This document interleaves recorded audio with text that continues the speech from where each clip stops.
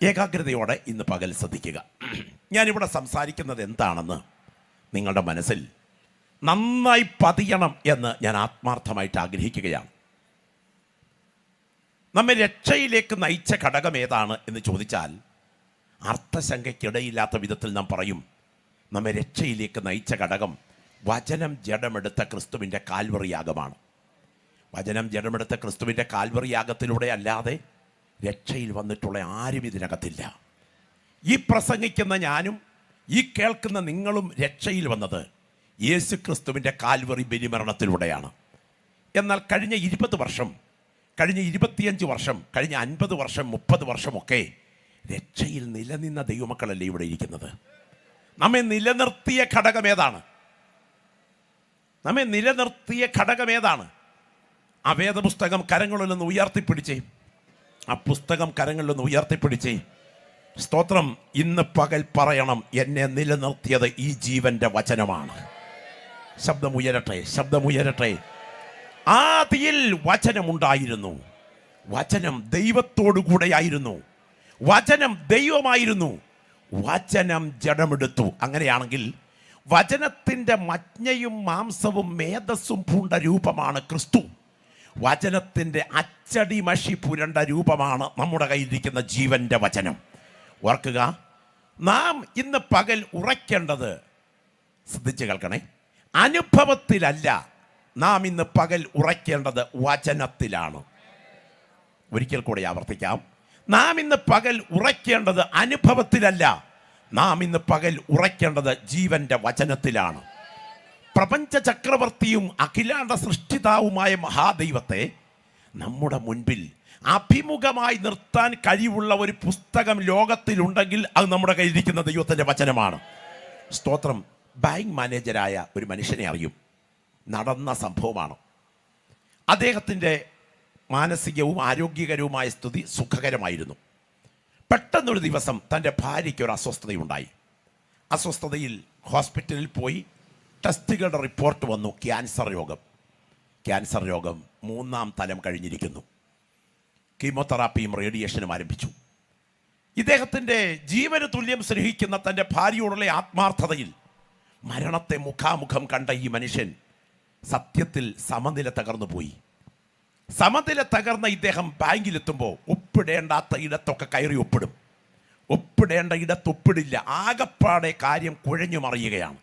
അങ്ങനെ ഇരിക്കുന്ന സമയത്ത് ആ ബാങ്കിൽ ജോലി ചെയ്യുന്ന അറ്റൻഡറായ ഒരു രാജു ബ്രദർ, അദ്ദേഹം ഇദ്ദേഹത്തിൻ്റെ അടുക്കൽ വന്ന് പറഞ്ഞു, സാറേ, ഞങ്ങളുടെ അടുക്കൽ ഇന്നൊരു പ്രാർത്ഥന നടക്കുന്നുണ്ട്. നിങ്ങൾ ഭാര്യയുമായിട്ട് യോഗത്തിന് വാ, ഞങ്ങൾ അവൾക്ക് വേണ്ടി പ്രാർത്ഥിക്കാം, കർത്താവ് അവളെ സൗഖ്യമാക്കും. ഇതൊക്കെ ശുദ്ധ തട്ടിപ്പാണ് എന്ന് വിശ്വസിച്ചിരിക്കുന്നയാളാ ഈ ബാങ്ക് മാനേജർ. ഹൈന്ദവ തറവാട്ടിൽ ജനിച്ചു വളർന്ന കുടുംബവക കുളവും നായർ ക്രമീകരണങ്ങളുമുള്ള ആ തറവാട്ടിലെ ആ പ്രബലനായ മനുഷ്യൻ അന്ന് വൈകിട്ട് ഇനി ഗതികേടിൻ്റെ ഒറ്റത്തടിപ്പാലത്തെ കയറുമ്പം തട്ടിപ്പും പരീക്ഷിച്ച് നോക്കാൻ ആരും തയ്യാറാകുമല്ലോ. തട്ടിപ്പായാലും വേണ്ടുകയില്ല, വൈകിട്ടത്തെ പ്രാർത്ഥനാക്കൂട്ടം പരീക്ഷിച്ച് നോക്കാമെന്ന് നിങ്ങളുടെ വൈകിട്ട് യോഗത്തിന് ചെന്നു. ഈ പെന്തക്കോസ്തിൻ്റെ ശബ്ദകോലാഹലങ്ങളൊന്നും ഒട്ടും ഇഷ്ടമില്ലാത്ത മട്ടിൽ ഏറ്റവും പുറകിലത്തെ ഭാഗത്തെ തലയൊക്കെ കുനിച്ച് ഇവരിയ്ക്കുമ്പോൾ വേദിയിൽ നിന്ന് ഇറങ്ങി വന്ന കർത്തൃദാസൻ തലയിൽ കൈവച്ചൊരു പ്രവചനം, നിന്റെ ശരീരത്തെ ഗ്രസിച്ചിരിക്കുന്ന രോഗബന്ധനത്തെ അഴിച്ചുമാറ്റാൻ ശക്തി വ്യാപരിക്കുന്നു. എന്തിന്? ഇവൾ ശരീരം ഷിവർ ചെയ്യാൻ തുടങ്ങി. അത്ഭുതകരമായി അവൾ ആ മീറ്റിങ്ങിൽ സൗഖ്യം പ്രാപിച്ചു. ഞാൻ ഈ ആത്മീയ ശുശ്രൂഷയിൽ കടന്നു വന്നിരിക്കുന്ന ദൈവമക്കളോട് പറയാം, അത്ഭുതങ്ങളുടെ ദൈവം മരിച്ചിട്ടില്ല. ഈ ആത്മീയാരാധന 12 എൻ്റെ സന്ദേശത്തിന് അവസാന കുത്തിടും മുൻപ് നിന്റെ കടുങ്കെട്ട് വീണ വിഷയത്തെ അഴിച്ചെടുക്കാൻ കഴിവുള്ള കർത്താവിൻ്റെ കരം ഇതിനകത്ത് ബലത്തോടെ ചലിച്ചുകൊണ്ടിരിക്കുന്നു. ദൈവത്തിന് സ്തോത്രം. എന്തിന്? ഈ പ്രിയപ്പെട്ടവർ വിശ്വാസത്തിലായി, ശക്തമായ ഇതിലുണ്ടായി. ഹൈന്ദവ നായർ തറവാട്ടിൽ അക്രൈസ്തവ പശ്ചാത്തലത്തിൽ കുടുംബവക ക്ഷേത്രം വരെയുള്ള ഒരു കുടുംബം പെന്തക്കോസ്തിലാകുക എന്ന് പറഞ്ഞാൽ കൊച്ചു കാര്യമല്ല. കനത്ത എതിരുണ്ടായി. എങ്കിലും ഇവർ പിടിച്ചു നിന്നു. ഈ സഹോദരി രണ്ടാമതൊരു കുഞ്ഞിന് ജന്മം നൽകി. ആ കുഞ്ഞ് LKGയിൽ പഠിക്കുന്ന സമയം ആ കുഞ്ഞിനെ കൊണ്ടുവരുവാൻ വേണ്ടി ഈ അമ്മ വഴിവക്കിൽ കാത്തു നിൽക്കുകയാണ്. സ്കൂൾ ബസ് വന്ന് നിന്നു. ആ കുഞ്ഞ് അതിൽ നിന്ന് ഇറങ്ങി വഴി ക്രോസ് ചെയ്യുന്നു. പെട്ടെന്ന് പാഞ്ഞു വന്ന ഒരു വളവ് തിരിഞ്ഞു വന്ന അംബാസഡർ കാർ ഈ കുട്ടിയെ ഇടിച്ചു തെറിപ്പിക്കുന്നു. ഇടിയേറ്റ് തെറിച്ച് മുകളിലേക്ക് പൊങ്ങി വണ്ടിയുടെ മുൻപിൽ തന്നെ വീണ ആ കുഞ്ഞിൻ്റെ ദേഹത്ത് കൂടെ പച്ചയ്ക്ക് മാംസം ചിതറിപ്പിച്ചുകൊണ്ട് വണ്ടി കയറി ഇറങ്ങുന്ന കാഴ്ച ഈ പെറ്റതള്ള നോക്കി നിൽക്കുകയാണ്. ഓടി അങ്ങോട്ട് ചെന്ന് ആ ബോഡിയുടെ മുൻപിലേക്ക് മുട്ടുകുത്തി നിന്ന് ശരീരഭാഗങ്ങൾ, ചിതറിയ മാംസഭാഗങ്ങൾ, തലയുൾപ്പെടെ ദേഹത്തോട് അടുപ്പിച്ചു പിടിച്ച് ആ സഹോദരി അലറിക്കരയുകയാണ്. പോസ്റ്റ്മോർട്ടവും ശവമടക്കവും ഒക്കെ വഴിയാവണ്ണം കഴിഞ്ഞു. കുടുംബാംഗങ്ങൾ പറഞ്ഞു, കുലദൈവങ്ങളെ സേവിച്ചവർ വിട്ടുപോയത് കൊണ്ട് കിട്ടിയ ശിക്ഷയാണിത്. ചുരുക്കത്തിൽ ഇടയ്ക്കൊരു മന്ത്രവാദിയെ വിളിപ്പിച്ചവർ ലക്ഷണം വെപ്പിച്ച് നോക്കി. ചുരുക്കി അങ്ങ് പറയാം, ഇന്നവർ വിശ്വാസത്തിലില്ല. ഞാൻ എന്തിനാണ് ഈ ഡിസ്ട്രിക്റ്റ് കൺവെൻഷന്റെ ഒടുവിലത്തെ സമയം ഇത് പറഞ്ഞത്? അവരെ രക്ഷയിലേക്ക് നയിച്ചത് ഒരനുഭവമല്ലേ? ഞാൻ ചോദിക്കുന്നു, ഇവിടെ ഇരിക്കുന്ന ദൈവദാസന്മാർക്കോ ഇവിടെ ഇരിക്കുന്ന വിശ്വാസ സമൂഹത്തിനോ വേദശാസ്ത്രം പഠിച്ചിട്ട് രക്ഷയിൽ വന്ന ആരെങ്കിലും ഇതിനകത്തുണ്ടോ? സ്തോത്രം. സോറ്റീരിയോളജി പഠിച്ചിട്ട്, എസ്കറ്റോളജി പഠിച്ചിട്ട്, ന്യൂമറ്റോളജി പഠിച്ചിട്ട് വിശ്വാസത്തിൽ വന്ന ആരെങ്കിലും ഇതിനകത്തുണ്ടോ? ഈ സംസാരിക്കുന്ന ഞാനും ഈ കേൾക്കുന്ന നിങ്ങളും വേദശാസ്ത്രം പഠിച്ചിട്ട് വിശ്വാസത്തിൽ വന്നവരല്ല, അനുഭവം പ്രാപിച്ചിട്ട് വിശ്വാസത്തിൽ വന്നവരാണ്. എന്നാൽ ഒരു സത്യം തിരിച്ചറിയണം. ഒരനുഭവത്തിലൂടെ സത്യത്തെ പിൻപറ്റിയ നീ മരണം വരെ ആ അനുഭവങ്ങൾ ജീവിതത്തെ പിന്തുടരും എന്ന് വിചാരിക്കരുത്. ഒരനുഭവത്തിലൂടെ സത്യത്തെ പിൻപറ്റിയ നിന്നെ കാത്തിരിക്കുന്നത് അടുത്ത അധ്യായത്തിൽ കൈപ്പേറിയ ചില അനുഭവങ്ങളായിരിക്കും. അനുഭവം മാത്രം പ്രതീക്ഷിച്ചിരുന്നാൽ ആ കയ്പിൽ നീ പഠിച്ച പണി 18 പയറ്റി പഴയ കാട്ടിലേക്ക് തിരിയും. എന്നാൽ അനുഭവത്തിലൂടെ സത്യത്തിലേക്ക് വന്ന നീ അടുത്ത പ്രതികൂലമുണ്ടാകുന്നതിന് മുൻപ് ഈ ജീവന്റെ വചനം മാറോട് അടുക്കിപ്പിടിച്ച് ഇതിൽ ഉറയ്ക്കാനിടയായാൽ ശബ്ദം ഉയർത്തി പറയണം. ജീവൻ അർപ്പിക്കേണ്ടി വന്നാലും, രക്തമൊഴിക്കേണ്ടി വന്നാലും, ഒറ്റയ്ക്ക് നിൽക്കേണ്ടി വന്നാലും, എൻ്റെ ഊർദ്ധശ്വാസം അവസാനിക്കുന്നത് വരെ ഞാൻ ഈ പിടിച്ച കൃപയിൽ നിൽക്കുമെന്ന് പറയാൻ കഴിയണമെങ്കിൽ അനുഭവത്തിൽ ഉറച്ചാൽ പോരാ, വചനത്തിൽ ഉറയ്ക്കണം. കരമുയർത്തി കർത്താവിന് സ്തോത്രം ചെയ്തിട്ട് പറ, ഇന്ന് പകൽ എൻ്റെ ദൈവമേ നീ എന്നെ വചനത്തിൽ ഉറപ്പിക്കണമേ. കൊതിക്കുന്ന എത്ര ദൈവമക്കൾ ഇവിടെയുണ്ട്? ദൈവത്തിന് സ്തോത്രം. ഞാനൊരു വസ്തുത ദൈവമക്കളോട് പറയാം. നമ്മുടെ നടുവിൽ 2 വിധ ശക്തികൾ വ്യാപരിക്കുന്നു. നിങ്ങൾ അംഗീകരിച്ചാലും അവഗണിച്ചാലും, എതിർത്താലും എതിരേറ്റാലും, ഉൾക്കൊണ്ടാലും അവഗണിച്ചാലും യാഥാർത്ഥ്യം പറയാം, 2 വിധ ശക്തികൾ നമ്മുടെ നടുവിൽ വ്യാപരിക്കുന്നു. നമ്മളൊക്കെ ആത്മീയ ഉണർവുകളുടെ പ്രഭാഷകരാണ് അല്ലേ? നിശ്ചയമായും സാബു പാസ്റ്റർ തൊട്ട് മുൻപ് അനുഗ്രഹീതമായ ആത്മീയ സന്ദേശം പങ്കുവെച്ചു. പെന്തക്കോസ്തിൻ്റെ 3 പതിറ്റാണ്ടുകൾക്കപ്പുറത്ത് ഒരു 3.5 പതിറ്റാണ്ടുകൾ വേദി കൈകാര്യം ചെയ്തുകൊണ്ടിരുന്ന ഒരാൾ എന്ന എൻ്റെ അനുഭവത്തിൻ്റെ വെളിച്ചത്തിൽ ഞാൻ പറയട്ടെ, വൈകാരികതയുടെ പുറകിൽ വ്യാപരിക്കുന്ന ആത്മീയത നമ്മുടെ ബലത്തിന് അനിവാര്യമാണെങ്കിലും യാഥാർത്ഥ്യം തിരിച്ചറിയാൻ നമ്മുടെ കണ്ണുകൾ തുറക്കപ്പെടുന്ന രാത്രി പകൽക്കാലമായി പകൽക്കാലം മാറണം. ശക്തമായ പരിശുദ്ധാത്മ നിയോഗം ഇവിടെ നടന്നുകൊണ്ടിരിക്കുന്ന പകലാണ്. ദൈവത്തിൻ്റെ ആത്മാവി വിഷയത്തിൻ്റെ മറുവശം നിങ്ങളോട് സംസാരിക്കാനായിട്ട് ആഗ്രഹിക്കുകയാണ്. ധന്യനായ പൗലോസ്ലീഹ കൊരിന്ത്യർക്കെഴുതിയ 1-ാം ലേഖനം കൈകാര്യം ചെയ്യുമ്പോൾ തൊട്ടു മുൻപ് ഇവിടെ നടന്ന വിശുദ്ധ മേശയുടെ പശ്ചാത്തലത്തിൽ ഓർപ്പിക്കുന്ന ഒരു കനത്ത വിപിൽ പ്രബോധനം നിങ്ങളുടെ മുൻപിലേക്ക് കൊണ്ടുവയ്ക്കുകയാണ്. നമ്മെ തന്നെ വിധിച്ചാൽ വിധിക്കപ്പെടുകയില്ല.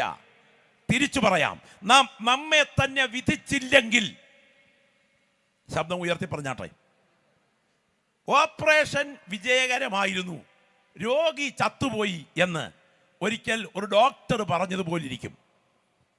ഇന്ന് പകൽ എഴുന്നേറ്റു പോകുന്നതിന് മുൻപ് ഒരു തുള്ളി കണ്ണുനീർ കവിൾത്തടങ്ങളിൽ ഉയരത്തക്ക വിധം നമ്മെ തന്നെ വിധിക്കാനിടയായാൽ സ്വർഗം സന്തോഷിക്കുന്ന പകലാണ്, ദൈവപ്രവൃത്തി നടക്കുന്ന പകലാണ്. കർത്താവെ, കരയാൻ കണ്ണുകൾക്ക് കൃപ തരണേ എന്ന് പ്രാർത്ഥിക്കുന്ന എത്ര ദൈവമക്കൾ ഇവിടെയുണ്ട്? നിങ്ങൾ കരങ്ങളൊന്ന് ഉയർത്തി പ്രാർത്ഥിച്ചാട്ടെ. കർത്താവെ, കരയാൻ കണ്ണുകൾക്ക് കൃപ പകരണേ. ദൈവത്തിന് സ്തോത്രം. ധന്യനായ പൗലോസ്ലീഹ ഈ വിഷയം വിശകലനം ചെയ്യുമ്പോൾ അടിസ്ഥാനം ശ്രദ്ധിക്കണം. 9-ാം അധ്യായത്തിന്റെ ഒടുവിലത്തെ വാക്യത്തിലേക്ക് വരുമ്പോൾ താൻ ഇങ്ങനെ പറയുന്നു: മറ്റുള്ളവരോട് പ്രസംഗിച്ചതിന് ശേഷം ഞാൻ തന്നെ കൊള്ളരുതാത്തവനായി തീർന്നു പോകാതിരിക്കേണ്ടതിന് എൻ്റെ ശരീരത്തെ ദണ്ഡിപ്പിച്ച് അടിമയാക്കുകയത്ര ചെയ്യുന്നത്. അതിൻ്റെ അർത്ഥം എന്നാ? ചാട്ടയും മുഖപ്പട്ടയും ഉപയോഗിച്ച് ഒരു കുതിരയെ ലക്ഷ്യത്തിലേക്ക് നയിക്കാൻ ഒരു കുതിരക്കാരൻ പ്രയോഗം നടത്തുന്നത് പോലെ മോഹങ്ങളാൽ ആസക്തി പൂണ്ട് നിത്യതയുടെ ദർശനത്തെ തകർത്ത് കളയത്തക്ക വിധം വാദിക്കുന്ന വികാരങ്ങളെ മുഴുവൻ ഞാൻ എൻ്റെ സ്വകാര്യ ജീവിതത്തിൽ അടിച്ചമർത്തുകയാണ്. അല്ലെങ്കിൽ എനിക്ക് നിത്യത കൈവിട്ടു പോകാൻ സാധ്യതയുണ്ട്. മറ്റുള്ളവരെ നന്നാക്കാൻ ഇറങ്ങിയിട്ട് ഞാൻ എൻ്റെ നിത്യത കൈവിട്ട് കളഞ്ഞാൽ അതുപോലെ കഷ്ടം മറ്റൊന്നായിരിക്കില്ല. അതുകൊണ്ട് ഞാൻ കരഞ്ഞുകൊണ്ട് പറയുന്നു, എൻ്റെ ശരീരത്തിൻ്റെ വികാരങ്ങളെ ഞാൻ ദണ്ണിപ്പിച്ച് അടിമയാക്കുന്നു. ഇനിയും 10-ാം അധ്യായത്തിലേക്ക് വരുമ്പോൾ ദൈവത്തിൻ്റെ ദാസൻ ഓർപ്പിക്കുകയാണ്, സഹോദരന്മാരെ, നമ്മുടെ പിതാക്കന്മാരെല്ലാവരും മേഘത്തിന് കീഴിലായിരുന്നു. അവർ മേഘത്തിലും സമുദ്രത്തിലും സ്നാനമേറ്റ് മോശയോട് ചേർന്നു. അവരെല്ലാവരും ഒരേ ആത്മീക പാനീയം കുടിച്ചു. അവരെ അനുഗമിച്ച ആത്മീക പാറയിൽ നല്ലോ അവർ കുടിച്ചത്. സ്തോത്രം. ആ പാറ ക്രിസ്തുവായിരുന്നു. എങ്കിലും അവരിൽ മിക്ക പേരിലും ദൈവം പ്രസാദിച്ചില്ല. അടുത്ത പ്രയോഗം ശ്രദ്ധിക്കണം. അവരെ മരുഭൂമിയിൽ തള്ളിയിട്ട് കളഞ്ഞു എന്ന് നിങ്ങൾ അറിയാതിരിക്കരുത്. ഞാൻ നിങ്ങളോട് ചോദിക്കട്ടെ, സ്തോത്രം, മിക്ക പേര് എത്ര പേരുണ്ട്? ഹലോ, സൂചിക്കുഴയിൽ നൂല് കയറ്റുമ്പോൾ സഹോദരിമാർക്കൊരു ഏകാഗ്രതയില്ലേ? അതുപോലെ ഇന്ന് പകൽ ഈ കഷായത്തിൽ അരത്തോടെ നിങ്ങളുടെ അകത്ത് ചെല്ലണം. മിക്ക പേര് എത്ര പേരുണ്ട്? നമ്മളൊക്കെ പ്രസംഗത്തിൽ പറയും, അവരുടെ കാലിലെ ചെരുപ്പ് പഴകിയില്ല, അവരുടെ വസ്ത്രം ജീർണിച്ചില്ല, 200 മൈൽ ചുറ്റളവുള്ള 30 ലക്ഷം പേർ കിടക്കുന്ന പശ്ചാത്തലം മുഴുവൻ സർവശക്തൻ AC ആക്കി കൊടുത്തു. യാഥാർത്ഥ്യമാണ്, വിശ്വസിക്കാം. പക്ഷേ ഒരു വസ്തുത ഞാൻ ചോദിക്കട്ടെ, 29,99,998 ശവമടക്ക് നടന്നു. സ്തോത്രം വന്നില്ല. സ്തോത്രം. 29,998,99,998 ശവമടക്ക് നടന്നെങ്കിൽ ഒരു മാസം എത്ര ശവമടക്ക് നടന്നു? 40 കൊല്ലം കൊണ്ട് ഒരാഴ്ച എത്ര നടന്നു? ഒരു യാഥാർത്ഥ്യം തിരിച്ചറിയണം. ഉച്ചയൊഴിച്ച കൈ തന്നെ ഉദകക്രിയ ചെയ്തു. എന്താ ഈ ഉച്ചയൊഴിച്ച കൈ ഉദകക്രിയ ചെയ്തു എന്ന് പറഞ്ഞാൽ മലയാള ഭാഷയിൽ അർത്ഥം എന്നറിയാമോ? എണ്ണ വെച്ച് വളർത്തി അപ്പൻ കൊന്നു എന്നാണ് പറയുന്നതിന് അർത്ഥം. വിളിച്ചിറക്കിയ ദൈവം തന്നെ മരുഭൂമിക്ക് വളമാക്കി. എൻ്റെ മുൻപിലിരിക്കുന്ന ദൈവമക്കളെ, ഈ വസ്തുത അങ്ങോട്ട് അവതരിപ്പിക്കുമ്പോൾ പൗലോസേ, എന്താ ഇത്ര ഭയത്തോടെ ഈ വിഷയം വിശദീകരിക്കുന്നത്? എന്തോ പറയാനാ വരുന്നേ? പറയുകയാണ്, നിങ്ങൾ വിവേകികൾ എന്ന് വെച്ച് ഞാൻ പറയുന്നു. ഞാൻ പറയുന്നത് വിവേചിപ്പീൻ. നാം അനുഗ്രഹിക്കുന്ന അനുഗ്രഹപാത്രം ക്രിസ്തുവിന്റെ രക്തത്തിന്റെ കൂട്ടായ്മയല്ലയോ? അല്ല, നാം കർത്താവിന് ക്രോധം ജ്വലിപ്പിക്കുന്നവരോ? നാം അവനേക്കാൾ ബലവാന്മാരോ? സ്തോത്രം. എന്താ ഇത്ര ഭയപ്പെടുത്തുന്നേ? കർത്താവിന്റെ മേശയെക്കുറിച്ച് പറയാൻ വരിക. ശ്രദ്ധിച്ച് കേൾക്കണേ. എന്താ ഈ മേശയുടെ പുറകിൽ വ്യാപരിക്കുന്ന ശക്തി? ആത്മീയ ശുശ്രൂഷയ്ക്ക് നടുവിൽ 2 വിധ ശക്തികൾ വ്യാപരിക്കുന്നു. ഒന്ന്, ബേക്കറിയിൽ ഉണ്ടാക്കിയ മുന്തിരിച്ചാറും ബ്രെഡുമാണ് ഈ മേശയിലെ അപ്പവീഞ്ഞുകളുടെ ഉപവിഭാഗമെങ്കിലും ഇത് വിശുദ്ധിയോടെ കൈനീട്ടുന്ന ഒരു ദൈവപൈതലിന് അനുഗ്രഹത്തിന്റെ ശക്തി വ്യാപരിക്കുന്നു. എന്നാൽ അയോഗ്യമായി കൈനീട്ടുന്ന ഒരു വ്യക്തിയുടെ മേൽ ബലഹീനതയുടെ ശക്തി വ്യാപരിക്കുന്നു. അങ്ങനെയാണെങ്കിൽ ഇന്നത്തെ ആരാധനയ്ക്കകത്ത് 2 വിധ ശക്തികൾ വ്യാപരിച്ചുകൊണ്ടിരിക്കുന്നു. എൻ്റെ ഹൃദയത്തോട് ദൈവത്തിന് ആത്മാവ് നൽകിയ നിയോഗം ഞാൻ പ്രിയപ്പെട്ടവരുടെ മുൻപിൽ പങ്കുവയ്ക്കുന്നു. ഒരു ശക്തി അനുഗ്രഹത്തിൻ്റെ ശക്തി, മറ്റൊന്ന് ശിക്ഷാവിധിയുടെ ശക്തി. ഇന്ന് പകൽ ഓർക്കുക, ശിക്ഷാവിധിയുടെ ശക്തിയുടെ പുറകിൽ എന്തൊക്കെ സഭയ്ക്കകത്ത് വ്യാപരിക്കുന്നുണ്ട്, അനുഗ്രഹത്തിൻ്റെ ശക്തിയുടെ പുറകിൽ എന്തൊക്കെ സഭയ്ക്കകത്ത് വ്യാപരിക്കുന്നുണ്ട്. അനുഗ്രഹത്തിൻ്റെ ശക്തിയുടെ പുറകിൽ വ്യാപരിക്കുന്നതിനേക്കാൾ നമ്മൾ ഇന്ന് പകൽ ഭയത്തോടെ കേൾക്കണം. എന്താ ശിക്ഷാവിധിയുടെ ശക്തിയുടെ പുറകിൽ വ്യാപരിക്കുന്നത്? ഞാൻ പറയട്ടെ, പഴയ നിയമത്തിൽ ദൃശ്യ വസ്തുവിന്റെ പുറകിൽ അദൃശ്യ ശക്തി വ്യാപരിക്കുന്നുണ്ടോ? നിങ്ങളോട് ഞാൻ ചോദിക്കുന്നു, വളരെ ശ്രദ്ധിച്ച് കേൾക്കണം. ദൃശ്യ വസ്തുവിന്റെ പുറകിൽ അദൃശ്യ ശക്തി വ്യാപരിക്കുന്നുണ്ടോ? അത് നറുംപശയും ഗുൽഗുലുവും ഹൽബാനപ്പശയും നിർമ്മല സാമ്പ്രാണിയും ചേർത്ത യഹൂദന്റെ ആ സുഗന്ധവർഗം അന്യന് കൈമാറ്റം ചെയ്താൽ അവനെ തൻ്റെ ജനത്തിൻ്റെ ഇടയിൽ നിന്ന് കൊന്നുകളയണം എന്നല്ലേ പ്രമാണം. സ്തോത്രം. വഴനത്തൊലിയും അതേ ഒലിവെണ്ണയും ഒക്കെ ചേർത്തുണ്ടാക്കുന്ന ആ പ്രത്യേക തൈലം മറ്റൊരു ദേഹത്തൊഴിച്ചാൽ കൊന്നുകളയണം എന്നല്ലേ പ്രമാണം. അങ്ങനെയാണെങ്കിൽ അതേ തൈലം നിറച്ച തൈലക്കൊമ്പിലെ അഭിഷേകത്തിൻ്റെ തുള്ളികൾ ദൈവത്തിൻ്റെ ദാസൻ ശമൂവേൽ പ്രവാചകന്റെ തൈലക്കൊമ്പിൽ നിന്ന് ദാവീദിന്റെ ശിരസിൽ വ്യാപരിച്ചപ്പോൾ ദൈവശക്തി വ്യാപരിച്ചില്ലേ?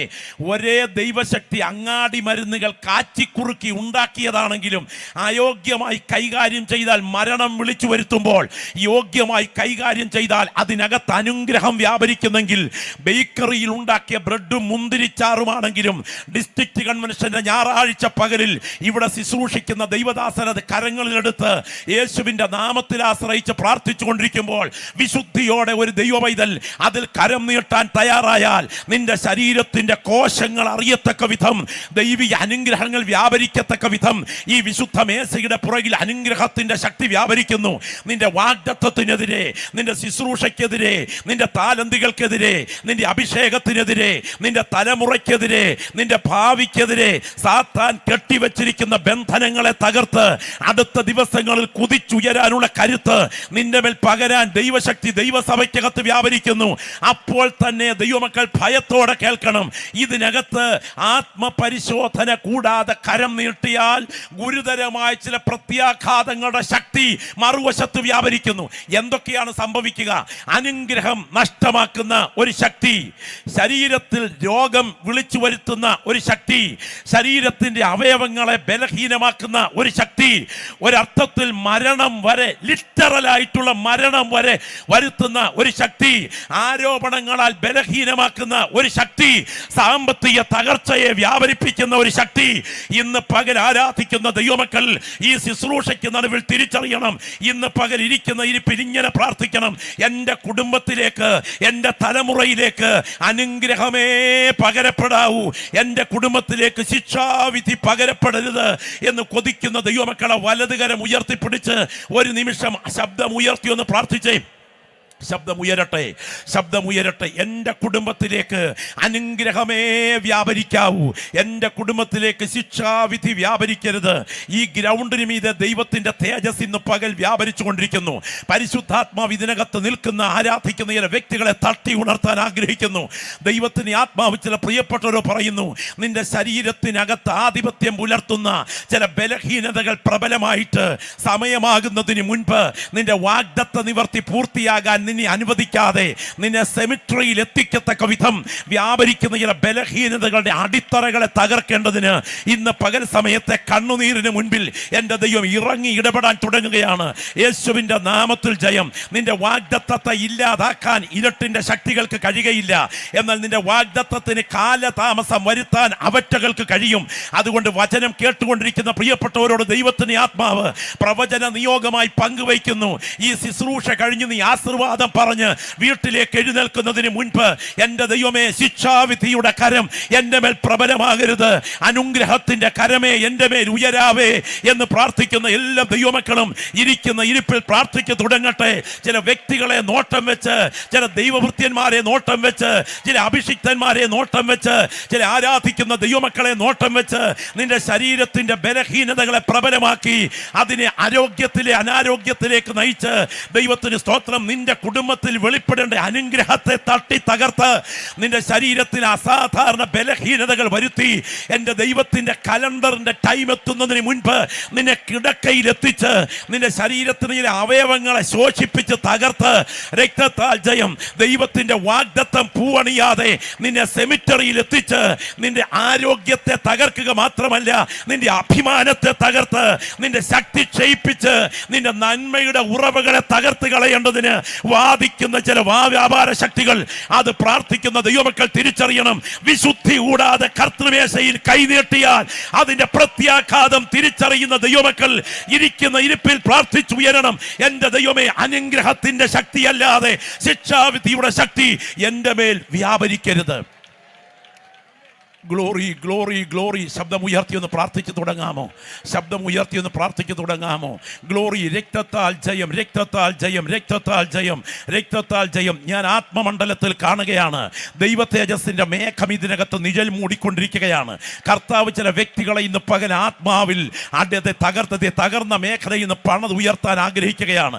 എൻ്റെ ദൈവമേ, ഒരിക്കൽ പോലും എൻ്റെ ശരീരത്തിന്മേൽ ഈ ശുശ്രൂഷയുടെയും ദൈവ സാന്നിധ്യത്തിൻ്റെയും അനുഗ്രഹങ്ങൾക്ക് പകരം ശിക്ഷാവിധി ഉയരരുത്. ഞാൻ ഈ പറയുന്ന വാക്കുകൾ നിങ്ങൾ ശ്രദ്ധിക്കണം.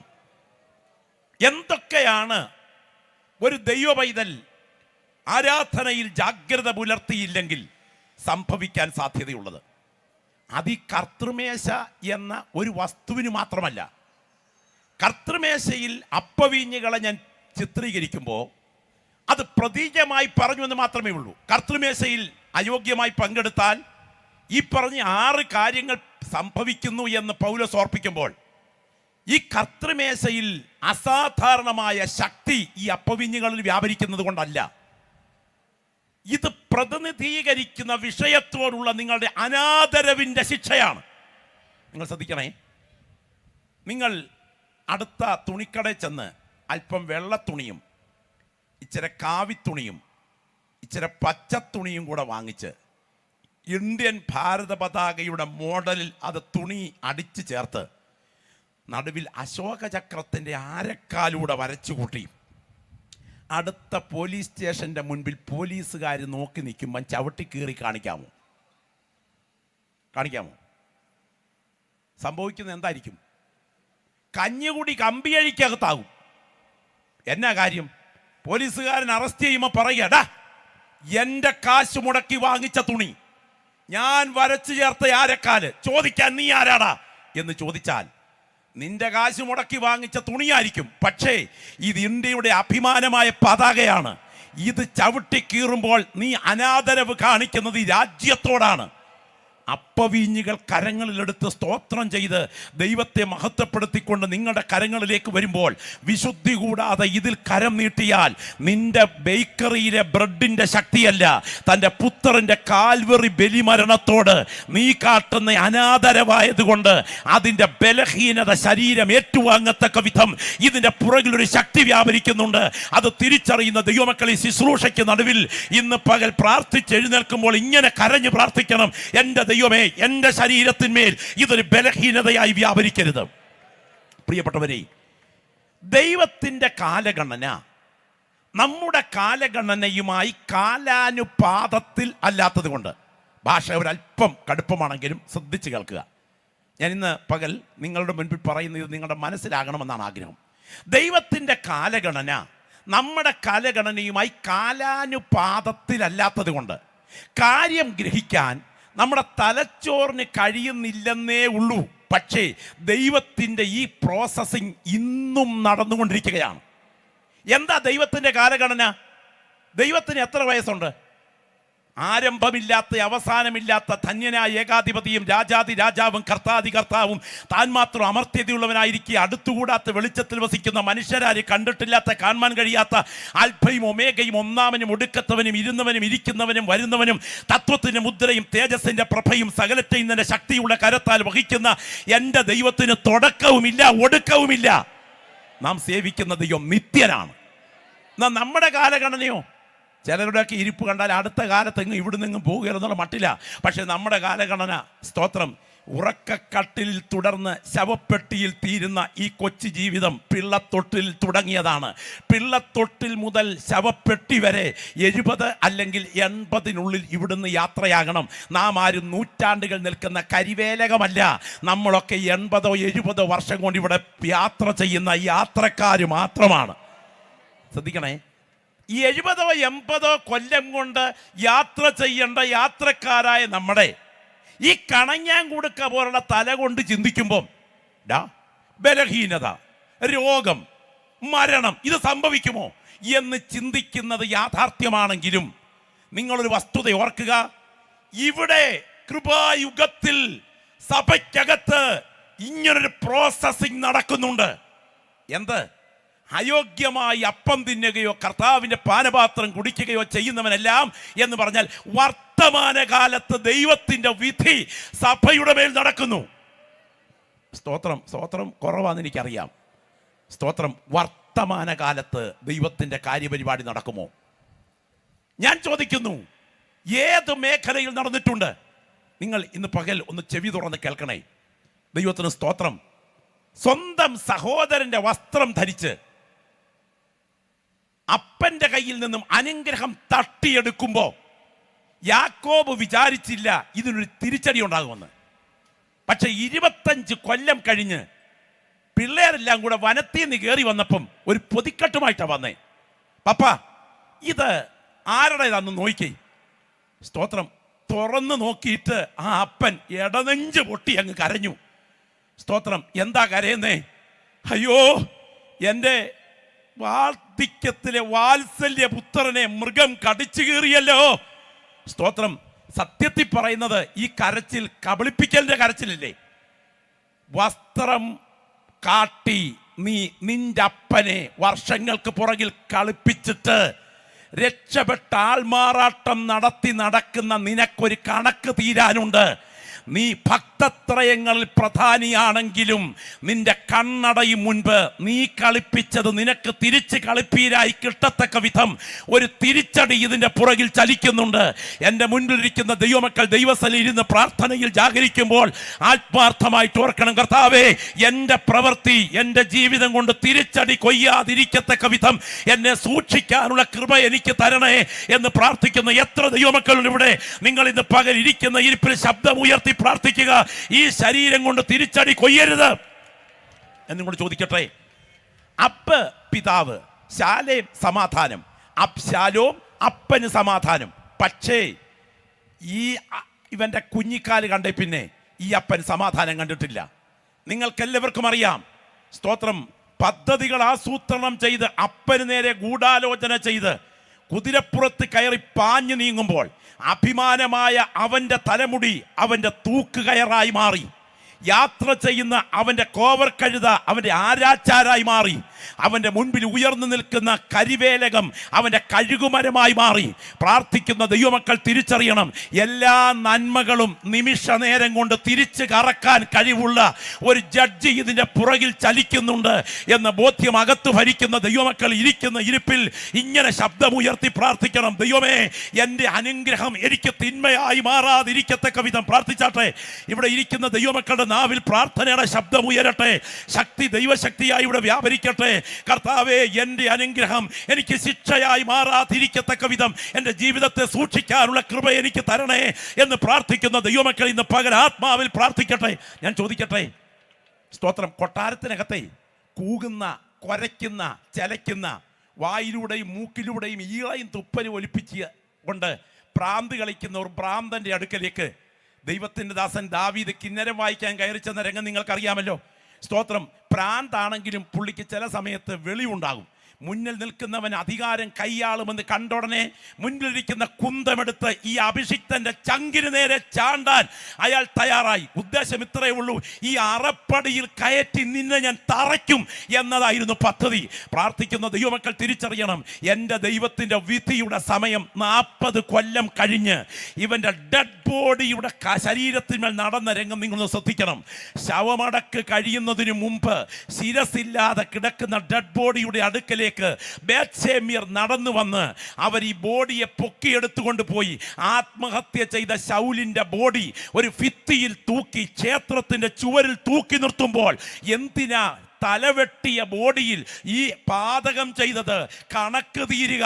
വർഷങ്ങൾക്ക് പുറകിൽ ഒരു അഭിഷിക്തന്റെ ചങ്കിൽ ചാട്ടുളി കയറ്റാൻ നീ ശ്രമിച്ച ശ്രമം ദുരാത്മബാധയിലായിരുന്നെങ്കിലും നിന്റെ മരണം കഴിഞ്ഞും ഈ ഭൂമിയിൽ നിന്റെ ബോഡി അടക്കുന്നതിന് മുൻപ് നിന്റെ ചങ്കിൽ കയറേണ്ട ഒരു പദ്ധതി ദൈവത്തിന്റെ കാര്യപരിപാടി ഒരുക്കി വെച്ചിരിക്കുകയാ. വചനം കേൾക്കുന്ന ദൈവമക്കൾ ഭയത്തോടെ കേൾക്കണം. ഇന്ന് പകലിരിക്കുന്ന കുട്ടിക്കളി നടത്തുന്ന സ്ഥലമല്ല ഇത്, മഹാദൈവ സന്നിധിയാണ്.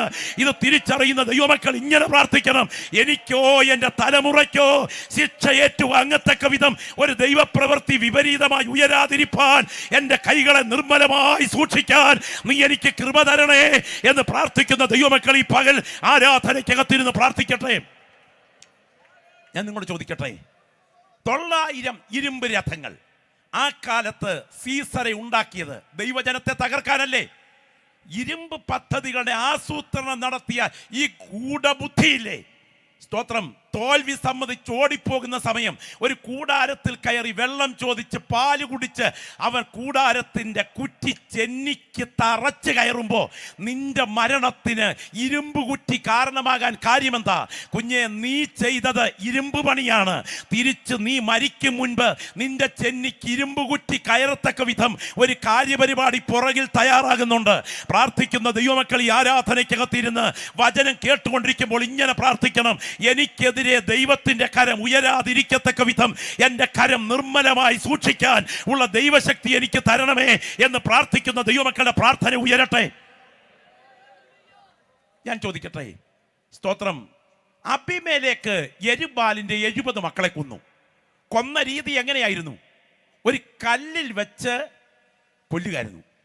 ഒരുത്തൻ രക്ഷപ്പെട്ടു. നിങ്ങൾക്കറിയാം, കല്ലിൽ വെച്ച് വാളുകൊണ്ട് വെട്ടിക്കൊന്നു. വർഷങ്ങൾ ചിലത് കഴിഞ്ഞു. യുദ്ധം നടന്നുകൊണ്ടിരിക്കുമ്പോൾ അബീമേലെക്ക് ഒരു മതിൽക്കെട്ടിനോട് ചേർന്ന് യുദ്ധത്തിന് നിൽക്കുമ്പോൾ ഒരു സ്ത്രീ ഒരു തിരികല്ലിൻ പിള്ളയെടുത്ത് അബീമേലെക്കിന്റെ തലയിലേക്ക് ഇട്ടു. അയാളുടെ തല തകർന്ന് ചോരയിൽ കുളിച്ച് നിലത്ത് വീഴുമ്പോൾ അയാൾ പറഞ്ഞ വാക്കറിയാമോ? ഒരു സ്ത്രീ എന്നെ കൊന്നു എന്ന് പറയാതിരിക്കേണ്ടതിന് നീ നിന്റെ വാളൂരി എന്നെ കൊല്ലുക. എന്തൊക്കെ ഉപകരണങ്ങളാണ് മരണകാരണമായത്? കല്ലും വാളും. പണ്ട് കുഞ്ഞിന്റെ കൊലപാതകങ്ങൾ കാരണമായത് എന്താ? കല്ലും വാളും. ഒരു കാര്യം ഓർക്കുക, ഇവൻ വിതച്ചത് ഇവന്റെ കഴുത്തിൽ തന്നെ തിരിച്ചു തിരിയത്തക്ക വിധം അദൃശ്യ ശക്തിയുടെ പ്രവൃത്തി ഇതിന്റെ പുറകിൽ വ്യാപരിക്കുകയാണ്. എൻ്റെ മുൻപിൽ നിന്ന് ആരാധിക്കുന്ന ദൈവമക്കൾ ഒത്തിരി പേരൊന്നും സ്തോത്രം പറഞ്ഞില്ലെങ്കിലും എൻ്റെ ഹൃദയത്തോട് കർത്താവിൻ്റെ മേശയിൽ കൈനീട്ടിയ ദൈവമക്കളെ ചില വ്യക്തികളുടെ ശിരസിനുമേൽ കൈവച്ചുകൊണ്ട് ദൈവത്തിന് ആത്മാവ് ഇന്ന് പകൽ ഈ ശുശ്രൂഷ കഴിഞ്ഞ് വീട്ടിലേക്ക് മടങ്ങും മുൻപ് കരയാൻ വിളിക്കുകയാണ്. എൻ്റെ ദൈവമേ, എന്നെ ഏൽപ്പിച്ചിരിക്കുന്ന ഉത്തരവാദിത്തങ്ങൾക്ക് നടുവിൽ മറ്റൊരുത്തൻ്റെ കണ്ണുനീരിന് എൻ്റെ പ്രവൃത്തി കാരണമാകാൻ ഇടയാകരുതേ എന്ന് പ്രാർത്ഥിക്കുന്ന ദൈവമക്കളെ 2 കരങ്ങൾ ഉയർത്തിപ്പിടിച്ച്, രണ്ട് കരങ്ങൾ ഉയർത്തിപ്പിടിച്ച് ശബ്ദം ഉയരട്ടെ. യേശുവിന്റെ നാമത്തിൽ ജയം, യേശുവിന്റെ നാമത്തിൽ ജയം. അനുതാപത്തിന്റെ കണ്ണുനീരൊഴുകാൻ നിന്റെ മനസ്സിനെ അനുവദിക്കാതെ, നിന്റെ ആന്തരിക ജീവിതത്തിന്റെ പതനങ്ങളെ മുഴുവൻ ആത്മീയതയുടെ മുഖം മൂടിയിട്ട് ബന്ധിച്ച് നിന്റെ കവിൾത്തടങ്ങൾ നനയാൻ സമ്മതിക്കാതെ നിന്റെ ഹൃദയത്തെ കരിങ്കല്ല് പോലെയാക്കി വാദിക്കുന്ന ചില ബന്ധനങ്ങൾ ഈ ശുശ്രൂഷയ്ക്ക് നടുവിൽ കർത്താവ് അഴിച്ചു മാറ്റിയിട്ട് ഇന്ന് പകൽ വ്യാപരിക്കുന്ന ദൈവശക്തിക്ക് മുൻപിൽ നിന്നെ കുറിച്ച് പ്ലാൻ ചെയ്തിരിക്കുന്ന സാത്താന്യ പദ്ധതികളെ ദൈവാത്മാവ് തകർത്ത് ഒരു പുതുബലത്തോടെ വീട്ടിലേക്ക് മടക്കിവിടാൻ എൻ്റെ ദൈവം ആഗ്രഹിക്കുകയാണ്. ഇരിക്കുന്ന ഇരിപ്പിൽ ദൈവമക്കൾ ശബ്ദമുയർത്തി പ്രാർത്ഥിക്കണം. ഇല്ല, എൻ്റെ പ്രവൃത്തി, അയോഗ്യമായ പ്രവൃത്തി എനിക്ക് എൻ്റെ ജീവിതത്തിൽ തിരിച്ചടിയാകരുത്. ഞാൻ ചോദിക്കുന്നു, ശിംശോന്റെ ഏത്, ചെറുപ്പക്കാർ പ്രത്യേകം ശ്രദ്ധിക്കുക, ശിംശോന്റെ ഏത് അവയവത്തിലാണ് പാപം തുടങ്ങിയത്? സ്തോത്രം. ദലീലയുടെ അടുക്കലെത്തുമ്പോൾ മോഹിക്കത്തക്ക വിധം അവന്റെ കണ്ണിലാണ് ആസക്തി ഉയർന്നത്. ഓർക്കുക, അവന്റെ കണ്ണായിരുന്നു സകല പാപത്തിൻ്റെയും മൂലകേന്ദ്രം. എന്നാൽ വർഷങ്ങൾ പിന്നിട്ട് കഴിഞ്ഞപ്പോൾ ഫെലിസ്ത്യർ തകർത്തത് അവന്റെ കൈയല്ല, അവന്റെ കാലല്ല, അവന്റെ കണ്ണ് ചുഴന്നെടുത്തു. ഒടുവിൽ തൻ്റെ കാഴ്ചയുടെ അന്ധതാവസ്ഥയിൽ ക്ഷേത്രത്തിൽ നിന്ന് പൊട്ടുകളിക്കുമ്പോ എന്താ ശിംശോനെ കണ്ണിൽ പ്രതികാരം? നീ ചെയ്ത പാപത്തിന്റെ തുടക്കം കണ്ണിലാണ്. നിന്റെ ശരീരം അത് തിരിച്ചളക്കത്തക്ക വിധം ഒരു കരമുയരുകയാണ്. സ്തോത്രം. പ്രാർത്ഥിക്കുന്ന ദൈവമക്കളോട് ദൈവത്തിന്റെ ആത്മാവ് ഇന്ന് പകൽ ശക്തമായൊരു ദൂത് പറയുന്നു. നീ കരം നീട്ടിയെടുത്ത കർത്തൃമേശ നിന്റെ ശിക്ഷയ്ക്ക് ഹേതുവാകാതിരിക്കത്തക്ക വിധം എൻ്റെ ജീവിതത്തെ കഴുകേണ്ടതിന് നിന്റെ രക്തത്തിൻ്റെ ശക്തി എനിക്ക് അയച്ചു തരണമേ എന്ന് പ്രാർത്ഥിക്കുന്ന ദൈവമക്കളുടെ പ്രാർത്ഥനയുടെ ശബ്ദം ഇന്ന് പകൽ ഇവിടെ ഇരുന്ന് ഉയരട്ടെ. എല്ലാ ദൈവദാസന്മാരും ആത്മാവിൽ പ്രാർത്ഥിച്ചാട്ടെ. ദൈവത്തിന് മഹത്വം. മണിക്കൂറുകൾ ഇത് വിശദീകരിക്കാനുണ്ടെങ്കിലും എൻ്റെ വാക്കുകൾ ഞാൻ ഇവിടെ നിർത്താൻ അത് നിർബന്ധിതമാകുകയാണ്. ഇരിക്കുന്ന ഇരിപ്പിൽ ദൈവമക്കളുടെ നാവിൽ പ്രാർത്ഥന ഉയരണം. എൻ്റെ പിൻപിലിരിക്കുന്ന ദൈവദാസന്മാർ ആത്മാവിൽ പ്രാർത്ഥിച്ചു തുടങ്ങണം. ദൈവത്തിന് മഹത്വം. ഹല്ലേലൂയ. ഇത് ഹേതുവായി നിങ്ങളിൽ പലരും ബലഹീനരും രോഗികളുമാകുന്നു, അനേകരും നിദ്ര കൊള്ളുന്നു എന്ന് എഴുതിയതിൻ്റെ അർത്ഥം സഭായോഗത്തിനകത്ത് ചൂടിൻ്റെ അന്തരീക്ഷത്തിലിരുന്ന് ഉറക്കം തൂങ്ങി എന്നല്ല. സെമിറ്ററി സ്ലീപ്പ്, നമ്മുടെ സഹോദരനായ ലാസർ നിദ്ര കൊള്ളുന്നു എന്നെഴുതിയ ആ മരണമാണ് എന്ന് പറഞ്ഞാൽ, വിശുദ്ധി കൂടാതെ കർത്തൃമേശയിൽ കൈനീട്ടിയാൽ സമയത്തിന് മുൻപേ കല്ലറയിൽ എത്തിക്കത്തക്ക വിധം സഭയ്ക്കകത്ത് ദൈവശക്തി വ്യാപരിക്കുന്നെങ്കിൽ, വിശുദ്ധിയോടെ കരം നീട്ടിയാൽ നിന്റെ ശരീരത്തിൽ അസാധാരണ അനുഗ്രഹം വ്യാപരിക്കത്തക്ക വിധം ദൈവശക്തി വ്യാപരിക്കുന്നുണ്ട്. ഇരിക്കുന്ന ഇരിപ്പിൽ കരങ്ങൾ ഉയർത്തിപ്പിടിച്ച് എല്ലാ പ്രിയപ്പെട്ടവരും ഒരു നിമിഷം ശബ്ദം ഉയർത്തി പ്രാർത്ഥിച്ചാട്ടെ. രക്തത്താൽ ജയം, ആത്മാവിൽ പ്രാർത്ഥിച്ചു തുടങ്ങിക്കാട്ടെ. രക്തത്താൽ ജയം, രക്തത്താൽ ജയം. നിനക്ക് നിന്നെ അറിയാവുന്നതിനേക്കാൾ നിന്നെ അറിയാവുന്ന യേശു ഇതിനകത്ത് എത്തിയിട്ടുണ്ട്. രക്തത്താൽ ജയം. ഏറ്റവും പുറകിൽ ഇരുന്ന് ആരാധിക്കുന്ന പ്രിയപ്പെട്ടവർ മുതൽ ഏറ്റവും മുൻപിലിരുന്ന് സ്തോത്രം ചെയ്യുന്ന ദൈവദാസന്മാർ വരെ, നിങ്ങൾ ഇവിടെ ഇരുന്ന് കരമടിച്ച് ആരാധിച്ചു കൊണ്ടിരിക്കുമ്പോൾ എക്സ്റേക്ക് കടന്നു ചെല്ലാൻ കഴിയാത്ത ഇടത്തേക്ക്, സ്കാനിങ് റേസുകൾക്ക് കടന്നു ചെല്ലാൻ കഴിയാത്ത ഇടത്തേക്ക് സർവശക്തന്റെ കത്തി ജ്വലിക്കുന്ന കണ്ണുകൾ കയറി ചെല്ലുകയാണ്. രക്തത്താൽ ജയം, രക്തത്താൽ ജയം. ആരാധിക്കുന്ന ദൈവമക്കളോട് ദൈവത്തിന് ആത്മാവ് പറയുന്നു, എൻ്റെ അടുത്ത ദിവസങ്ങളിലെ ജീവിതം ഇന്ന് വരെ കണ്ടിട്ടില്ലാത്തൊരു മാറ്റത്തിലേക്ക് എൻ്റെ കർത്താവിനെ പണിത് ഉയർത്തുന്ന പകലാണ് എന്ന് പകൽ കൊതിക്കുന്നെങ്കിൽ ആത്മാവിൽ പ്രാർത്ഥിച്ചു തുടങ്ങിക്കാട്ടെ. ഇതിന് പുറത്ത് നിന്ന്, ഈ ആരാധനയുടെ പുറത്ത് നിന്ന് നിന്റെ ശരീരത്തിന്മേൽ അസാധാരണമായി വരുത്താൻ ഈ 6 വിധ അപകടങ്ങൾക്ക് വേണ്ടി സാത്താൻ കാത്തു നിൽക്കുമ്പോൾ, എൻ്റെ യേശുവിൻ്റെ രക്തത്തിൻ്റെ ശക്തി നിന്റെ ശരീരത്തിന്മേൽ വ്യാപരിക്കുക മാത്രമല്ല, അതിനെ ദൈവാത്മാവ് ഇന്ന് പകൽ അറസ്റ്റ് ചെയ്ത് മാറ്റുന്ന പകൽക്കാലമാണ്. യേശുവിൻ്റെ നാമത്തിൽ ജയം, യേശുവിൻ്റെ നാമത്തിൽ ജയം. യുവാവേ, നിന്റെ മേൽ വ്യാപരിക്കേണ്ട അനുഗ്രഹം നീ നഷ്ടമാക്കരുത്. പിതാവേ, നിന്റെ മേൽ വ്യാപരിക്കേണ്ട അനുഗ്രഹം നീ നഷ്ടമാക്കരുത്. എൻ്റെ പെൺകുഞ്ഞെ, ആൺകുഞ്ഞെ, നിന്റെ മേൽ വ്യാപരിക്കേണ്ട അനുഗ്രഹം നീ നഷ്ടമാക്കരുത്. നിന്റെ ശരീരത്തിൽ വിശുദ്ധ മേശയിൽ കൈനീട്ടിയിട്ട് നീ ശരീരത്തിന്റെ ബലഹീനത ഏറ്റുവാങ്ങരുത്. ഇന്ന് പകൽക്കാലം ദൈവാത്മാവ് പറയുന്നു, ചില അവയവങ്ങളുടെ ബലഹീനതകൾ നിന്റെ കൈ കൊണ്ട് നീ ഏറ്റുവാങ്ങരുത്. നിന്റെ വീട്ടിലേക്ക് ശവപ്പെട്ടി സമയത്തിന് മുൻപ് കയറി വരാൻ വിശുദ്ധ മേശ മുഖാന്തരമാകരുത്. നിന്റെ ജീവിതത്തെ കുറിച്ചുള്ള ദൈവത്തിന്റെ പദ്ധതികളെ തകർത്ത് നിന്റെ അഭിമാനത്തെ ഉടച്ച് നിന്റെ ശക്തി ക്ഷയിപ്പിക്കാൻ കാത്തു നിൽക്കുന്ന ദുഷ്ടശക്തികളുടെ ബന്ധനം നിന്റെ മേൽ പിടിമുറുക്കരുത്. നിന്റെ വരുമാനത്തിന്റെ വഴികളെ തകർത്ത് നിന്റെ സാമ്പത്തിക ദാരിദ്ര്യത്തിൽ നീ മൂക്കുകുത്തരുത്. യേശുവിന്റെ നാമത്തിൽ, യേശുവിന്റെ രക്തത്താൽ ഇന്ന് പകൽ ചില പ്രിയപ്പെട്ടവരുടെ മേൽ അസാധാരണ ദൈവകൃപ വ്യാപരിക്കട്ടെ. ആ കരങ്ങൾ രണ്ടും ഉയർത്തിപ്പിടിച്ച് പ്രാർത്ഥിച്ചേ. എല്ലാവരും ഒരു നിമിഷം ദൈവസന്നിധിയിൽ എഴുന്നേറ്റേ. എല്ലാവരും ഒരു നിമിഷം ദൈവസന്നിധിയിൽ എഴുന്നേറ്റേ. എല്ലാ പ്രിയപ്പെട്ടവരുടെയും നാവിൽ പ്രാർത്ഥനയുടെ ശബ്ദം ഉയരട്ടെ. ആ 2 കരങ്ങളും ഒന്ന് ഉയർത്തിപ്പിടിച്ചേ. 2 കരങ്ങളും ഒന്ന് ഉയർത്തിപ്പിടിച്ചേ. മറക്കണ്ട, എല്ലാ സഹോദരങ്ങളും 2 കരങ്ങൾ കർത്താവിലേക്ക് ഒന്ന് ഉയർത്തിപ്പിടിച്ചേ. ശബ്ദം ഉയർത്തി യേശുവേ എന്നൊന്ന് വിളിച്ചേ. ലജ്ജിക്കേണ്ട, ലജ്ജിക്കേണ്ട. ശബ്ദം ഉയർത്തി യേശുവേ എന്നൊന്ന് വിളിച്ചേ. എല്ലാ പ്രിയപ്പെട്ടവരും ശബ്ദം ഉയർത്തി യേശുവേ എന്ന് വിളിച്ചേ. ദൈവത്തിന് സ്തോത്രം. ഈ ആരാധനയ്ക്കകത്ത് ദൈവത്തിന്റെ ആത്മാവ് എനിക്ക് തരുന്ന നിയോഗം ഇതാണ്. നിങ്ങളുടെ കുടുംബത്തിൽ നടക്കേണ്ട ചില വാഗ്ദത്തങ്ങൾ, അഭിഷിക്ത, നിന്റെ കരം കൊണ്ട് മുറിക്കുന്ന വിശുദ്ധ മേശയുടെ പുറകിൽ നടക്കേണ്ട ചില അവസ്ഥകൾ, അതൊരു ബാലശിക്ഷയിൽ അവസാനിക്കാൻ ഇടയാകാതിരിക്കത്തക്ക വിധം ഇന്ന് പകൽ ദൈവാത്മാവ് ഇടപെടുന്ന പകലാണെങ്കിൽ, യേശുവിൻ്റെ രക്തത്തിൻ്റെ ശക്തി ഇവിടെ വ്യാപരിച്ചു കൊണ്ടിരിക്കുമ്പോൾ ആ ഉയർത്തിയ കരങ്ങളോടെ പ്രാർത്ഥിച്ചു തുടങ്ങണം. ദൈവത്തിന് മഹത്വം. ഞാൻ നിങ്ങളോട് ഈ നിൽക്കുന്ന നിൽപ്പിൽ ഒരു കൊച്ചു സംഭവം ഓർപ്പിക്കാം. ദൈവത്തിന് സ്തോത്രം. കൊരിന്ത്യർക്കെഴുതിയ 1-ാം ലേഖനത്തിൽ പരിശുദ്ധാത്മാ ആവർത്തിച്ചിട്ടുണ്ട്. എബ്രായ ലേഖനം 12-ാം അധ്യായത്തിൽ ദൈവാത്മാ ഓർപ്പിച്ചിട്ടുണ്ട്. നിങ്ങൾക്കറിയാം, ആഹാബും, ദൈവത്തിന് സ്തോത്രം, അതേ അദ്ദേഹത്തിൻ്റെ കാലഘട്ടത്തിലെ അതേ യുദ്ധവും സംബന്ധിച്ച് തിരുവെഴുത്തുകൾ ചില വിശദീകരണങ്ങളുണ്ട്. യഹോശാഫാത്ത് നല്ല രാജാവായിരുന്നു. പക്ഷേ ആഹാബും യഹോശാഫാത്തും തമ്മിൽ അയോഗ്യമായൊരു കൂട്ടുകെട്ടുണ്ടായി. ഗിലെയാദിലെ രാമോത്തിലെ യുദ്ധത്തിന് പോകാൻ വേണ്ടിയായിരുന്നു കൂട്ടുകെട്ട്. അവസാനം പ്രവാചകന്മാരിൽ ഒരുവൻ മാത്രം എതിരെ പ്രവചിച്ചു. ബാക്കിയുള്ള 400 പ്രവാചകന്മാരും അനുകൂലം പ്രവചിച്ചു. അനുകൂലം പ്രവചിച്ചവരുടെ മുൻപിൽ വിശാല സ്ഥലത്തിരുന്ന് തുള്ളിച്ചാടിയ ഒരു വലിയ സദസ്സുണ്ടായിരുന്നു. എന്നാൽ എതിരെ പ്രവചിച്ചവന് കിട്ടിയത് കുണ്ടറയായിരുന്നു. എന്നാൽ യുദ്ധമേഖലയിലേക്ക് ചെന്നു കഴിഞ്ഞപ്പോൾ വേഷം മാറി പടയിൽ കടന്ന യഹോശാഫാത്തിനെ കണ്ടുകൊണ്ട് അക്രമികൾ അടുത്തപ്പോൾ അയാൾ നിലവിളിച്ചു. ഉടനെ തന്നെ ഒരുത്തൻ എതിർച്ചയ ഒരു അമ്പെടുത്തിട്ട് ഒന്ന് കുലച്ചു. നേരെ പാഞ്ഞു ചെന്ന് അവന്റെ കവചത്തിനും പതകത്തിനും ഇടയ്ക്ക് വലിച്ചു കയറി.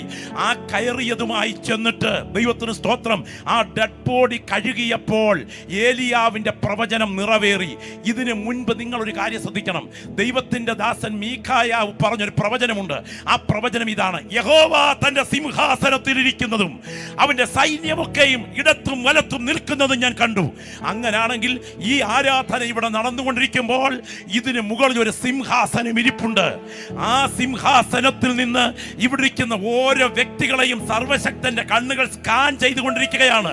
ദൈവത്തിന് മഹത്വം, ദൈവത്തിന് മഹത്വം. അയോഗ്യമായി അപ്പം തിന്ന് കരം നീട്ടുന്ന വ്യക്തിയുടെ ശരീരത്തിന്മേൽ ബലഹീനത ആരംഭിക്കുന്നതിന് മുൻപ് അവൻ സഭയ്ക്കകത്ത് അഭിഷിക്തന്മാരിലൂടെ ദൂത് പറയും: കുഞ്ഞെ, വരാൻ തുടങ്ങുന്നു അനർത്ഥം, നീ അനുതപിക്കണം. ആ ബയോപ്സി റിപ്പോർട്ട് ക്യാൻസർ ആകരുത്. ഓ, രക്തത്താൽ ജയം, രക്തത്താൽ ജയം. ആ ബയോപ്സി റിപ്പോർട്ട് ക്യാൻസർ ആകരുത്.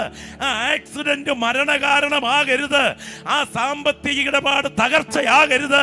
അനുതപിക്കണമെന്ന് പറയുമ്പോൾ എൻ്റെ ദൈവത്തിന്റെ മുൻപിൽ അനുതപിക്കാൻ കഴിയാതെ, കേട്ടോ, ആ ഹൃദയത്തെ കടുപ്പിച്ചാൽ വീണ്ടും പരിശുദ്ധാത്മാവ് തന്റെ ദാസന്മാരിലൂടെ നിങ്ങളുടെ രോഗങ്ങളുടെ പുൽപ്പിറ്റിൽ ആലോചന പറയും. അതും കടുപ്പിച്ചാൽ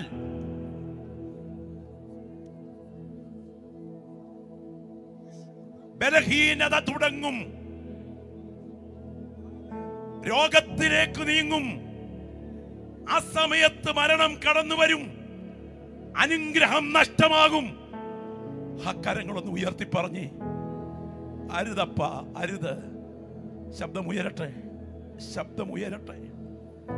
ഓ, രക്തത്താൽ ജയം. ശബ്ദം ഉയരട്ടെ. രണ്ട് കരങ്ങളും നെഞ്ചോടൊന്ന് ചേർത്ത് വെച്ച്. കരയാൻ കഴിയുകയാണെങ്കിൽ നിങ്ങൾ കരയണം. തകരാൻ കഴിയുകയാണെങ്കിൽ നിങ്ങൾ തകരണം. എന്നെ ശുശ്രൂഷിക്കുന്ന, ഞാനൊരു പാസ്റ്ററായോണ്ട് പറയല്ല, എന്നെ ശുശ്രൂഷിക്കുന്ന ദൈവദാസന്റെ കണ്ണുകൾ എൻ്റെ പ്രവൃത്തി മുഖാന്തരം നനഞ്ഞിട്ടുണ്ടോ? ഞാൻ ശുശ്രൂഷിക്കുന്ന ദൈവദാസന്റെ കണ്ണുകൾ, എൻ്റെ വിശ്വാസ സമൂഹത്തിന്റെ മനസ്സ് ഞാൻ മുഖാന്തരം കരഞ്ഞിട്ടുണ്ടോ? സ്തോത്രം. ഒറ്റയ്ക്കിരുന്ന് നിലവിളിക്കത്തക്ക വിധം എൻ്റെ കൂട്ടു സഹോദരന്റെ ചങ്ക് മുറിഞ്ഞിട്ടുണ്ടോ? എൻ്റെ ശരീരത്തിന്മേൽ ബലഹീനത വരരുത്. ഇന്നത്തെ ശുശ്രൂഷ കഴിഞ്ഞ് വീട്ടിൽ ചെല്ലുന്നതിന് മുൻപ് എനിക്കതിൽ ക്രമീകരണം പ്രാപിക്കണം. ആ രണ്ട് കൈകളും നെഞ്ചത്തൊന്ന് ചേർത്ത് വെച്ച് പ്രാർത്ഥിച്ചേ. ഒരുപക്ഷേ ഇതുപോലൊരു മീറ്റിംഗിൽ നിങ്ങളെ എല്ലാവരെയും ഒരുമിച്ച് കിട്ടുന്ന വർഷത്തിലൊരിക്കലായിരിക്കും. നിങ്ങളുടെ ഹൃദയത്തോട് ദൈവത്തിന്റെ ആത്മാവ് ഇടപെടുന്നു. ചില അനർത്ഥങ്ങൾ നിന്റെ മുൻപിൽ വഴിമാറി കുഞ്ഞെ. ആ ഹൃദയത്തിന്റെ അസ്വസ്ഥത നിന്റെ ജീവനെ പിടിച്ചപ്പോൾ ദൈവത്തിന്റെ കരുതലാണ് ആ അനർത്ഥത്തെ വഴിമാറ്റിയത്. ആ ബയോപ്സി റിപ്പോർട്ട് ക്യാൻസർ ആകാഞ്ഞത് എൻ്റെ ദൈവം നിന്റെ മേൽ പകർന്ന കൃപയാണ്. നിന്റെ യൂറിനറി പ്രശ്നങ്ങൾ വർദ്ധിച്ച് കിഡ്നിയെ ബാധിക്കാഞ്ഞത് എൻ്റെ ദൈവം അനർത്ഥത്തെ തട്ടി മാറ്റിയതാണ്. ആ അപകടം നിന്റെ നെഞ്ചിന് നേരെ വന്നപ്പോൾ നിന്റെ ജീവനെ കാറിൽ നിന്ന് വലിച്ചെടുത്തത് എൻ്റെ ദൈവത്തിന്റെ കരുതലിന്റെ ഭാഗമാണ്. എന്നാൽ ഓർക്കുക, ഒരു മിനിറ്റ് മതി അനർത്ഥ ഹേതുവാകാൻ. ഈ ദൂതിന് മുൻപിൽ എനിക്കൊരിക്കൽ പോലും അത് ഹേതുവാകാതിരിക്കേണ്ടതിന് ഞാൻ എന്നെ സമർപ്പിക്കുന്ന ഒരു പുതിയ തീരുമാനം ഇന്ന് പകലെടുക്കുന്നു. എനിക്ക് അനുഗ്രഹം തകരരുത്, എനിക്ക് വേണ്ടി പ്രാർത്ഥിക്കണം ദൈവദാസ എന്നാഗ്രഹിക്കുന്നെങ്കിൽ ആ വലതുകരം ഉയർത്തിപ്പിടിച്ചാട്ടെ. വ്യക്തിപരമായി അങ്ങനൊരു തീരുമാനം കൈക്കൊള്ളത്തക്ക വിധം എന്റെ കൂട്ടു സഹോദരന്റെ മനസ്സ് ഞാൻ മുറിച്ചിട്ടുണ്ടെങ്കിൽ, എന്റെ ശുശ്രൂഷിക്കുന്ന അഭിഷിക്തന്റെ മനസ്സ് ഞാൻ മുഖാന്തരം തകർന്നിട്ടുണ്ടെങ്കിൽ, എന്റെ പ്രവൃത്തി എന്റെ അമ്മാവിയമ്മയ്ക്ക് ചങ്ക് തകർച്ച ഉണ്ടാക്കിയിട്ടുണ്ടെങ്കിൽ, എന്റെ മരുമകൾ ഞാൻ മുഖാന്തരം നിലവിളിച്ചിട്ടുണ്ടെങ്കിൽ, ഇന്ന് ഭക്ഷണം വായിലെത്തിക്കുന്നതിന് മുൻപ് ഞാനത് ക്രമീകരിച്ചിരിക്കും എന്ന് പറയത്തക്ക വിധം എത്ര പ്രിയപ്പെട്ടവർ കർത്തൃസന്നിധിയിൽ തയ്യാറെടുക്കും? ആ ഉയർത്തിയ കരങ്ങൾ ശക്തമായി പ്രാർത്ഥിച്ചാട്ടെ. പരിശുദ്ധനായ ഞങ്ങളുടെ പ്രിയ കർത്താവേ, നിത്യതയിൽ കറവറ്റാതെ നിൽക്കേണ്ട ഒരു സമൂഹമാണ് സഭയെന്ന് അവിടുന്ന് അറിയുന്നു. ഇന്ന് പകൽ തീരുമാനമെടുത്ത ഈ കരങ്ങളുടെ മേൽ തേജസ്സിന്റെ കരങ്ങൾ ഇറങ്ങിപ്പിടിക്കട്ടെ. ഞങ്ങളുടെ അനുഗ്രഹങ്ങൾ നഷ്ടമാക്കുന്ന ഇരുട്ടിന്റെ ശക്തികളെ തകർത്തു മാറ്റി ഇന്ന് പകൽ ഉയർന്ന കരങ്ങളുടെ മേൽ കുഞ്ഞാർന്ന രക്തത്തിന്റെ ശക്തി പതിയട്ടെ. ഒരു അസാധാരണ അഭിഷേകത്തിലേക്ക് ഈ ജനം നടത്തപ്പെടേണ്ടതിന് ത്രിയേക ദൈവത്തിന്റെ നാമം ചൊല്ലി ഈ സദസ്സിനെ ഞങ്ങൾ ഇന്ന് പകൽ അനുഗ്രഹിക്കുന്നു. യേശുവിൻ നാമത്തിൽ തന്നെ കരമുയർത്തി കർത്താവിന് സ്തോത്രം ചെയ്താട്ടെ. എല്ലാവർക്കും ദൈവസന്നിധിക്കാം. മറക്കരുത്, നിങ്ങൾ ഉള്ളുകൊണ്ടെടുത്ത തീരുമാനം പോലെ തന്നെ ഈ ശുശ്രൂഷയുടെ ഒടുവിലത്തെ മിനിറ്റുകൾ, ഇന്ന് ഭക്ഷണം വായിലെത്തും മുൻപ് എൻ്റെ അനുഗ്രഹത്തിന് തടസ്സം കണ്ടുപിടിച്ച് ഞാൻ കർത്താവിൻ്റെ സന്നിധിയിൽ കയ്യിൽ കറപറ്റാതെ ഒരുങ്ങും. ഈ ശുശ്രൂഷയ്ക്ക് അവസരമൊരുക്കിയ കർത്തൃദാസനോട്, പ്രത്യേകിച്ച് പ്രിയപ്പെട്ട കുഞ്ഞുമോൻ വർഗീസ് പാസ്റ്ററോട്, അനുഗ്രഹിക്കപ്പെട്ട എൻ്റെ പ്രിയപ്പെട്ട സദസ്സിനോട് നന്ദി പറഞ്ഞ് വിരമിക്കുന്നു. മറക്കരുത്, അനുഗ്രഹം നഷ്ടമാകുക, ശരീരം ബലഹീനമാകുക, അവയവങ്ങൾ ക്ഷീണത്താൽ ബന്ധിക്കപ്പെടുക, മരണം അസമയത്ത് എത്തിച്ചേരുക, സ്തോത്രം, സാമ്പത്തിക തകർച്ചയുണ്ടാകുക, അഭിമാനം തകർന്ന് ക്ഷയം ബാധിക്കുക, ഇവയെല്ലാം ദൈവത്തിൻ്റെ സന്നിധിയിൽ വിശുദ്ധി കൂടാതെ നീങ്ങിയാൽ സംഭവിക്കും. അതുകൊണ്ട് നമ്മെ കഴുകാൻ ഏൽപ്പിച്ചു കൊടുക്കുക. ദൈവം ഈ വചനങ്ങളാൽ നമ്മെ സഹായിക്കട്ടെ.